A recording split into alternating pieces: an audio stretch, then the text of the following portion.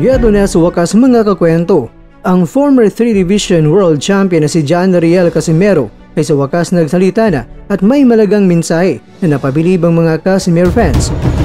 Current undisputed Super Bantamweight World Champion na si Naoya Inoue mas lalong binanatan dahil kung mismatch na nga hinarap niya si Sam Goodman, kung fighting skills ang pinag-uusapan ay lalong-lalo na ngayon na nagkaroon siya ng hiwa sa kanyang kaliwang mata. Mga boxing fans lalong nawalan raw ng gana. Ito po galing mga kwento ang balitang ibabagi ko sa inyo. Kaya tara, kwentuhan na!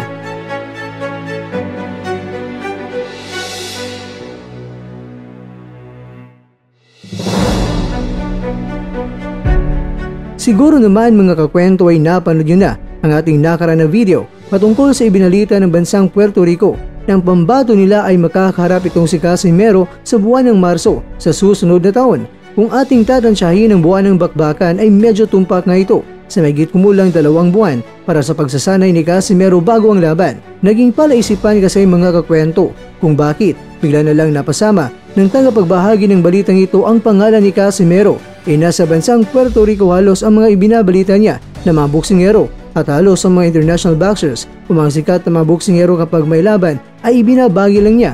Kaya marami ang may malakas ang kutob na baka legit nga raw ang pinagmulan ng balitang ibinahagi. Pero ganun po man, kahit gaano man ito ka-legit at kahit mula pa mismo yan sa kampo ng Puerto Rican na makakalaban ni Casimero, ay hindi pa nito sapat na dahilan para paniniwalaan na kagad. Dahil mas maganda na hintayin natin ang kumpirmasyon ng Team Casimero patungkol dito dahil mahirap na ating pangungunahan. May mga nagsasabi naman na hindi na yan masama na kalaban ni Casimero dahil pasok ito sa rank 15 sa World Ranking sa World Boxing Association o sa WBA at higit sa lahat, ayon sa Backtrack ay rank 48 sa buong mundo at rank 8 naman sa buong Amerika sa Super Bantamweight Division. Kaya ang sabi nga ng iba na may ibang mga boksingero nga raw na namamayagpag sa world rankings na ang kinalaban ay mga magtataho, maguling, kaya pagpamaypay sa barbecuean at may pamekos-mekos mo na yan minsan ay umarangkada nga raw ang world rankings nito. Paano na nga raw kay Casimero kung may kasa ang laban na ito ay world rated boxer pa ang kalaban? Samantala mga kwento, ito naman ang naging mensahe ng Quadruelas na nagpakabog at nagpaantig ng mga puso ng mga Pinoy boxing fans at sinabi niya na aahon din tayo, huwag kang susuko, mas matamis ang tagumpay pag meron kang pait na karanasan. Mga salitang napakasimple lang mga kakwento pero nood sa kalamnan at tago sa mga puso ang mga katagang binitawan. Samantala, nako naman, mas lalong nawala ng gana ang mga boxing fans sa paparating na laban ni Inoue. Tinawag na nga itong si Inoue, isang boksingero na hindi risk taker dahil ang pinili ay hindi 50-50 ang tsansa ng manalo na kadalasan ang pinipili ay 90 siya at 10 lang ang kalaban na porsyento naman nanalo sa kanya ang kalaban. Kaya naman, sa paparating na laban kontra yan kay Goodman ay nag-alala lahat ng mga Team Goodman dahil nga may sugat itong si Goodman at na-extend na isang buwan ang laban nila ni Inoue. Hindi na ito si Goodman may ipag-sparring pa ng pukpukan dahil baka lalo pang lumala ang sugat nito. Kaya maaring maapektuhan ang galawan ni Goodman dahil limitado na ang kanyang paganda sa isang buwan na palugit. Kaya mas lalong nawala ng interes ang mga boxing fans na manood sa laban. Ang hilingan nila ay bigyan kagad ng replacement itong si Goodman kasi ituloy pa ang laban na paniguradong mismatch na nga ito.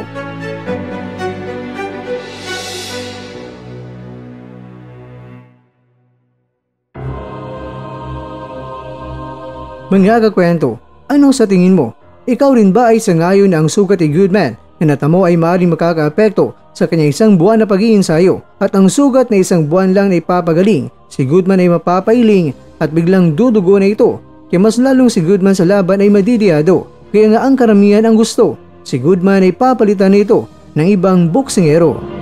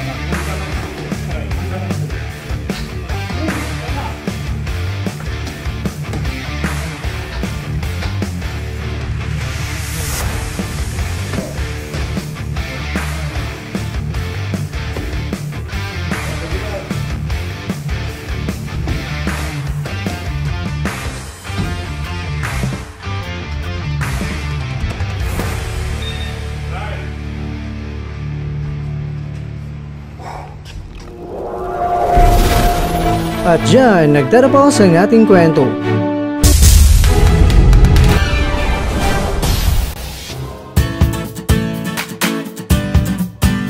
Maraming salamat mga kakwento sa inyong panunood. Pero baka naman mga kakwento ay nagustuhan niyo po ang kwento natin ngayon. Baka pwede niyo po akong mabigyan dyan ng like, subscribe at pa-click na rin sa bell button. Pero bago tayo matapos mga kwento ay syempre, shoutout po muna tayo dyan sa ating mga kakwento. Kay kakwentong Norman Angelo, kay kakwentong Richard Lazala, kay kakwentong Roel Dungo Vlogs, at kay kakwentong nanonood ngayon, shoutout siyo dyan. Bueno, hanggang dito na po muna ang ating kwentuhan at abangan nyo na po ating susunod na video. At dito lang po yan sa isang channel na kung saan maaring ito'y mga kwentong di pa na kwento sa inyo.